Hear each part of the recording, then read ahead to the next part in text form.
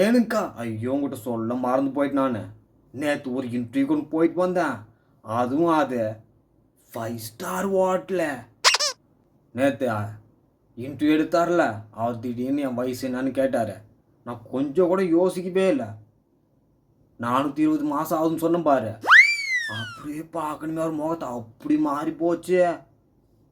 உடலே அவரும் உடனே அடுத்த கேள்வி கேட்குறாரு, உங்களுக்கு ரொம்ப பிடிக்கவே பிடிக்காத வெஜிடபிள் என்னான்னு கேட்டார்.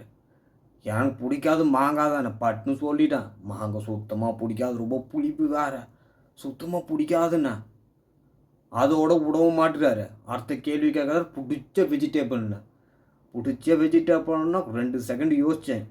மாங்காய் ஊருக்கா ரொம்ப பிடிக்கும்னு சொன்னேன். சொன்னோடனே பார்க்கணுமே அந்த முகத்தை, ஐயோ அப்படி இருந்தது.